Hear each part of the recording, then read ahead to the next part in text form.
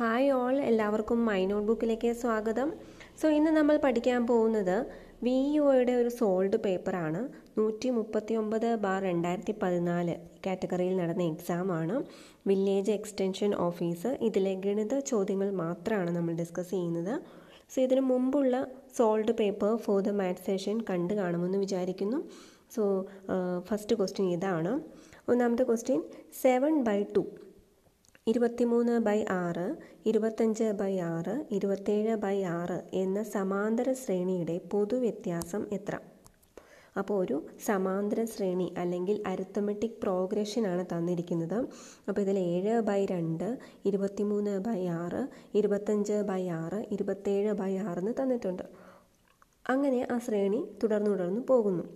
ഇതിൻ്റെ പൊതുവ്യത്യാസം എത്ര എന്നാണ് ചോദിച്ചിരിക്കുന്നത്. ഓപ്ഷൻസ് 1/3, അതുപോലെ 4/6, 1/2, 1/8 എന്നൊക്കെ കൊടുത്തിട്ടുണ്ട്. അപ്പോൾ ഒന്ന് നിങ്ങൾക്ക് വീഡിയോ പോസ് ചെയ്തിട്ട് ചെയ്ത് നോക്കാവുന്നതാണ് ആൻസർ. അല്ലെങ്കിൽ സമാന്തര ശ്രേണി എന്താണെന്ന് ആദ്യം പറയാം. സമാന്തര ശ്രേണി എന്ന് വെച്ചാൽ ഒരു നമ്പർ നമ്മൾ എഴുതി, ഒരു സംഖ്യ എഴുതി, അത് കഴിഞ്ഞ് കൃത്യമായിട്ട് ഒരു പൊതുവ്യത്യാസത്തോടു കൂടി കൃത്യമായിട്ട് ഒരു വാല്യൂവിനോട് കൂടി ഇങ്ങനെ കൂട്ടി അടുത്ത നമ്പർ കിട്ടി, ആ സെയിം വാല്യൂ ആഡ് ചെയ്ത് പിന്നെ അടുത്ത നമ്പർ കിട്ടി, അങ്ങനെ പോകുന്ന ശ്രേണി ആണ് വരുന്നത്. അപ്പോൾ അതിൻ്റെ അർത്ഥം ഈ രണ്ടാമത്തെ സംഖ്യയും ഒന്നാമത്തെ സംഖ്യയും തമ്മിലുള്ള വ്യത്യാസവും മൂന്നാമത്തെ സംഖ്യയും രണ്ടാമത്തെ സംഖ്യയും തമ്മിലുള്ള വ്യത്യാസവും സെയിം ആയിരിക്കും. ഓക്കെ, അപ്പോൾ അടുത്തടുത്ത രണ്ട് സംഖ്യകൾ തമ്മിലുള്ള വ്യത്യാസം സെയിം ആയിരിക്കും അല്ലെങ്കിൽ പൊതുവായിരിക്കും. അതിനാണ് പൊതുവ്യത്യാസം എന്ന് പറയുന്നത്. ഓക്കെ, അപ്പോൾ ഇവിടെ നമുക്ക് പൊതുവ്യത്യാസം കണ്ടുപിടിക്കാൻ ഒന്നുകിൽ പൊതുവ്യത്യാസം നമുക്ക് D, കോമൺ ഡിഫറൻസ് എന്നും കൂടി പറയുന്നതുകൊണ്ട് D കൊണ്ട് റെപ്രസെൻ്റ് ചെയ്യാം. അതിനെ നമുക്കൊന്നെങ്കിൽ T2 - T1 second term minus first term ചെയ്യാം, അല്ലെങ്കിൽ the third term minus second term ചെയ്യാം, T3 - T2 ചെയ്യാം, അല്ലെങ്കിൽ T4 - T3 ചെയ്യാം. അങ്ങനെ തൊട്ട് മുന്നിലുള്ള ഒരു ടേമും അതിൻ്റെ ബാക്കിലുള്ള ടേമും കൂടി മൈനസ് ചെയ്താൽ നമുക്ക് പൊതുവ്യത്യാസം എത്രയാണെന്ന് കിട്ടുന്നതാണ്. പൊതുവ്യത്യാസം നമുക്ക് T2 - T1 വെച്ച് കാണാം. അതിനകത്ത് എന്താണ് ചെയ്യേണ്ടത്? 23/6 അതാണ് T2 വരുന്നത്. അതുപോലെ 7/2 അതാണ് T1 വരുന്നത്. അപ്പോൾ ഇവിടെ നോക്കുക, രണ്ട് ഭിന്നസംഖ്യകൾ തമ്മിലാണ് നമ്മൾ മൈനസ് ചെയ്യാൻ പോകുന്നത്, സബ്ട്രാക്ട് ചെയ്യാൻ പോകുന്നത്. അപ്പോൾ അതിൻ്റെ ലസാഗു അഥവാ LCM കണ്ടുപിടിക്കണം. അപ്പോൾ 6ൻ്റെയും 2ൻ്റെയും ലസാഗു എങ്ങനെ കണ്ടുപിടിക്കാമെന്ന് നോക്കൂ. 6ഉം 2ഉം ഇങ്ങനെ കോമയിട്ട് എഴുതി, അത് കഴിഞ്ഞിട്ട് ഇതിന് രണ്ടിനെയും കൊണ്ട് ഹരിക്കാവുന്ന ഏറ്റവും ചെറിയ വാല്യൂ എടുത്തു 2 കൊണ്ട് ഹരിച്ചു കഴിയുമ്പോൾ ഇവിടെ 3 വരും, 21 വരും. ഇനി ഒന്നുകൂടി 3 കൊണ്ട് ഹരിക്കാം, അപ്പോൾ ഇവിടെ 1 വരും, ഇവിടെയും 1 തന്നെ ഇറക്കി എഴുതാം. അപ്പോൾ ലസാഗു എന്ന് പറയുന്ന ഈ കിട്ടിയിരിക്കുന്നതിൻ്റെ എല്ലാത്തിൻ്റെയും കൂടി ഗുണിക്കുന്നതാണ് 2 × 3 × 1 × 1, അത് 2 × 3, അത് എത്രയാണ്? 6ആണ്. 2ൻ്റെയും 6ൻ്റെയും ലസാഗു എന്ന് പറയുന്നത് 6ആണ്. നമ്മൾ ഈ വാല്യൂ കണ്ടുപിടിക്കാനായിട്ട് എന്ത് ചെയ്യണം? ഈ ഓരോ ടേമിനെയും, തന്നിരിക്കുന്ന ഓരോ സംഖ്യയെയും, ഓരോ ഭിന്നസംഖ്യയെയും LCM കൊണ്ട് നമ്മൾ ഗുണിക്കണം. LCM കൊണ്ട് ഗുണിച്ചിട്ട് ഹോൾ ഡിവൈഡഡ് ബൈ എന്ത് കൊടുക്കണം? LCM കൊടുക്കണം. എല്ലാത്തിനെയും 6 കൊണ്ട് ഡിവൈഡ് ചെയ്യണം. അപ്പോൾ ഇവിടെ 23/6 ഗുണം 6 ചെയ്യണം, മൈനസ് 7/2 ഗുണം 6 ചെയ്യണം, ഹോൾ ഡിവൈഡഡ് ബൈ എന്ത് ചെയ്യണം? 6 എഴുതണം. അപ്പോൾ 23/6 × 6 ഈ 6ഉം 6ഉം ക്യാൻസലായിപ്പോയി, അവിടെ എന്ത് വന്നു? 23 വന്നു. അതുപോലെ 7/2 × 6-നകത്താണെങ്കിൽ 2ഉം 6ഉം കൂടി ക്യാൻസലായിട്ട് ഇവിടെ 3 വന്നു. 3 × 7 21 വന്നു. 23 - 21 ഡിവൈഡ് ബൈ 6 എന്ന് വരും, ഈക്വൽ ടു 2/6 ഈക്വൽ ടു എത്രയാണ്? 1/3. അപ്പോൾ നമ്മുടെ ഓപ്ഷൻ A ആണ് കറക്റ്റ് ആൻസർ വരുന്നത്. അപ്പോൾ ഇതിലൊരു കാര്യം ശ്രദ്ധിക്കുക, ഇതിനകത്ത് ഞാൻ ഈ ഹോൾ ഡിവൈഡ് ബൈ 6 ഇവിടെ എഴുതാൻ വിട്ടുപോയതാണ്, അതുകൂടി ശ്രദ്ധിക്കുക. അടുത്ത ക്വസ്റ്റ്യൻ, വില കാണുക. അപ്പോൾ 23.08 പ്ലസ് 8.009 പ്ലസ് 1/2. ഇതിൻ്റെ വില കാണാനാണ് പറഞ്ഞിരിക്കുന്നത്. അപ്പോൾ ഓപ്ഷൻസ് തന്നിട്ടുണ്ട്, നിങ്ങൾക്കൊന്ന് ചെയ്ത് നോക്കാം, അല്ലെങ്കിൽ ഉത്തരം നോക്കുക. അപ്പോൾ ഇതിൽ നേരെ നമുക്ക് ആഡ് ചെയ്യണമെങ്കിൽ എന്ത് ചെയ്യുക, നേരെ താഴെ എഴുതുക. അപ്പോൾ 23.08 എഴുതി, അതിന് താഴെ 8.009. അപ്പോൾ പോയിൻ്റ് കഴിഞ്ഞ് ഇവിടെ 3 സ്ഥാനമുണ്ട്. അതുകൊണ്ട് തന്നെ വേണമെങ്കിൽ ഇവിടെ ഒരു 0 ഇട്ട് കൊടുക്കാം, തെറ്റിപ്പോകാതിരിക്കാനായിട്ട് 23.08 എന്നാക്കി കൊടുക്കാം. അതുപോലെ 1/2 എന്നുള്ളത് എങ്ങനെ എഴുതാം, പകുതി അല്ലെങ്കിൽ 0.5 ആണ്, 0.5 എന്ന് എഴുതാം. ഒന്നുകിൽ ഇവിടെ 0 എന്ന് ഇവിടെ ബാക്കി 2 സ്പേസ് ഇട്ട് കൊടുക്കുകയും ചെയ്യാം. അപ്പോൾ നമുക്ക് ഇത് ആഡ് ചെയ്യുമ്പോൾ എങ്ങനെ കിട്ടും, 9 ഇവിടെ ഇറക്കി എഴുതുക, 8 0 8, 0 0 0, 0 5 5, അതുപോലെ 3 8 11, 11 0 11, ശിഷ്ടം 1, 1 2 3. അപ്പോൾ അങ്ങനെ 31.589 എന്നതാണ് ആൻസർ. ഓപ്ഷൻ സി ആണ് കറക്റ്റ് ആൻസർ. അപ്പോൾ ഇങ്ങനെയാണ് വില കാണുന്നത്. അപ്പോൾ ഇതുപോലെ ആഡ് ചെയ്യുമ്പോൾ ഒരു കാര്യം ശ്രദ്ധിക്കേണ്ടത്, ഈ പോയിൻറ്റിന് ശേഷമുള്ള എത്ര ഡിജിറ്റ്സ് ഉണ്ട്, എത്ര സംഖ്യകളുണ്ടെന്ന് നോക്കുക. അപ്പോൾ അതിനനുസരിച്ച് താഴെ തന്നെ എഴുതി പോകാൻ ശ്രദ്ധിക്കുക. ഇനിയിപ്പോൾ ഇവിടെ കുറവ് നമ്പേഴ്സാണ് ഉള്ളതെങ്കിൽ ഏറ്റവും കൂടുതൽ ഉള്ളത് എത്രയാണോ അത്രയും ആ പോർഷനിൽ 0 ഇട്ട് കൊടുക്കുക. അപ്പോൾ ഇത് തെറ്റിപ്പോകാതിരിക്കും. അടുത്ത ചോദ്യം, 2500 രൂപയ്ക്ക് 3% കൂട്ടുപലിശ കണക്കാക്കിയാൽ 2 വർഷത്തിന് ശേഷം എത്ര പലിശ കിട്ടും? അപ്പോൾ 2500 രൂപയാണുള്ളത്, 3% കൂട്ടുപലിശ കണക്കാക്കിയാൽ 2 വർഷത്തിന് ശേഷം എത്ര പലിശ കിട്ടും എന്നാണ്. അതിൻ്റെ ഓപ്ഷനിൽ 75 രൂപ, 152.25 രൂപ, 300 രൂപ, 600 രൂപ എന്നൊക്കെയാണ് കൊടുത്തിരിക്കുന്നത്. ഓക്കെ, അപ്പോൾ ഇതിൻ്റെ ഒരു ഇക്വേഷൻ കഴിഞ്ഞ ഒരു വീഡിയോയിൽ ഞാൻ പറഞ്ഞിരുന്നു. നമ്മൾ കൂട്ടുപലിശ കണക്കാക്കുമ്പോൾ ഉള്ള എമൗണ്ട്, അതായത് കൂട്ടുപലിശ കണക്കാക്കേണ്ട കാലാവധി കഴിഞ്ഞിട്ട് നമുക്ക് കയ്യിൽ കിട്ടുന്ന തുക അത് കണ്ടുപിടിക്കാനുള്ള ഇക്വേഷൻ ഇതാണ്. A = P × P × 1 + R/100 whole raised to n. A = P × 1 + R/100 whole raised to n എന്ന് പറയുന്നത്. ഓക്കെ, അപ്പോൾ ഇതിൽ A എന്ന് പറയുന്ന എമൗണ്ട് കൂട്ടുപലിശ കണക്കാക്കിയതിന് ശേഷം അവസാനം നമുക്ക് ലഭിക്കുന്ന തുകയാണ്. നമുക്ക് ഈ ക്വസ്റ്റ്യനിൽ കണ്ടുപിടിക്കേണ്ടത് എത്ര പലിശ കിട്ടിയെന്ന് മാത്രമാണ്. ഓക്കെ, അതും മനസ്സിൽ വെക്കുക. അപ്പോൾ ഇവിടെ തന്നിരിക്കുന്നതിൽ മുതൽ അല്ലെങ്കിൽ പ്രിൻസിപ്പൽ എന്ന് പറയുന്നത് P = എത്രയാണ്, 2500 രൂപയാണ്. റേറ്റ് എത്രയാണ്, എത്ര പെർസെൻറ്റേജാണ്, 3%, അപ്പോൾ 3. അതുപോലെ N എത്ര വർഷത്തേക്കാണ്, 2 വർഷത്തേക്കാണ്. അപ്പോൾ അതിൻ്റെ വാല്യൂസൊക്കെ സബ്സ്റ്റിറ്റ്യൂട്ട് ചെയ്യുക. 2500 ഗുണം ബ്രാക്കറ്റിൻ്റെ ഉള്ളിൽ 1 + 3/100, 3/100 all raised to 2 എന്ന് എഴുതി. ഇനി ഇവിടെ 2500 ഗുണം, ഇവിടെ LCM കാണുന്നു, അതായത് ക്രോസ് മൾട്ടിപ്ലൈ ചെയ്യുന്നു. 100 × 1 100, 100 + 3 103, 103 / LCM ആയ 100. ഓക്കെ, അത് all raised to 2 എന്ന് എഴുതി.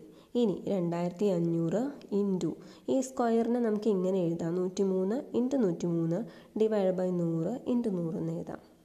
ഓക്കെ, ഇനി ഇതിൻ്റെ കാൽക്കുലേഷൻ ചെയ്യുമ്പോൾ ഇവിടെ കാണാം, നോക്കുക, 2500 × 103 × 103 / 100 × 100 എന്ന് എഴുതി. ഇതിൽ ആദ്യം 2 സീറോസ് ആദ്യം തന്നെ ക്യാൻസൽ ചെയ്ത് കളഞ്ഞു. പിന്നെ ഈ 25 എന്നുള്ളത് 25ഉം ഈ 100ഉം കൂടി ക്യാൻസൽ ചെയ്തിട്ട് ഇവിടെ 4 എന്ന് എഴുതാം. 25 × 4 ആണ് 100. അപ്പോൾ ഇവിടെ സംഭവിക്കുന്ന മുകളിൽ ഒരു 103 × 103 ഉണ്ട്, അതുപോലെ / 4ഉം ഉണ്ട്. അപ്പോൾ ആദ്യം തന്നെ 103 × 103 നമ്മൾ മൾട്ടിപ്ലൈ ചെയ്യുന്നു. 3 9, 3 0 3 3, അതുപോലെ 0 കൊണ്ട് മൾട്ടിപ്ലൈ ചെയ്യുമ്പോൾ 3 സീറോസ്, ഒരു സ്ഥാനം ലെഫ്റ്റിലേക്ക് മാറ്റിയിട്ടാണ് നമ്മൾ എഴുതുന്നത്. പിന്നെ 1 × 103 ചെയ്യുന്നത് 103 എന്ന് തന്നെ വരും, 103 തന്നെ വരും. അതും ഒരു സ്ഥാനം ഇടത്തോട്ടാക്കിയിട്ട് വേണം ചെയ്യാൻ. ഇനി നമ്മൾ ആഡ് ചെയ്യുന്നു 9 0 0 0 3 3 6 0 0 0 1 ഇറക്കി എഴുതി. അപ്പോൾ ഇത്രയാണ് കിട്ടുന്നത്, 10609. അത് / എത്രയുണ്ട് ഇവിടെ, അത് / 4 ഉണ്ട്, 4. അപ്പോൾ 10609 / 4 ചെയ്യുന്നു.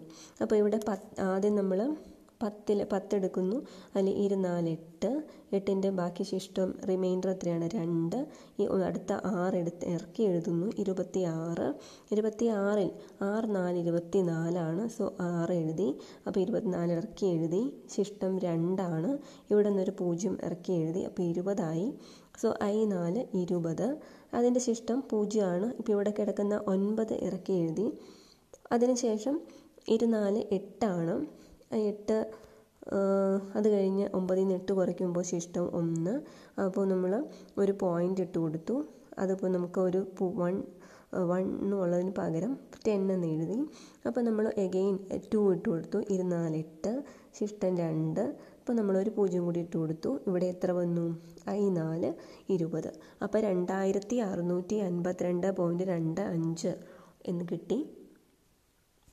ഡിവൈഡ് ചെയ്യുന്നതൊക്കെ എല്ലാവർക്കും അറിയാമായിരിക്കും, എന്നാലും ഒരെണ്ണം മാത്രമേ ഇങ്ങനെ ഡീറ്റെയിൽ ആയിട്ട് പറഞ്ഞു എന്നേ ഉള്ളൂ.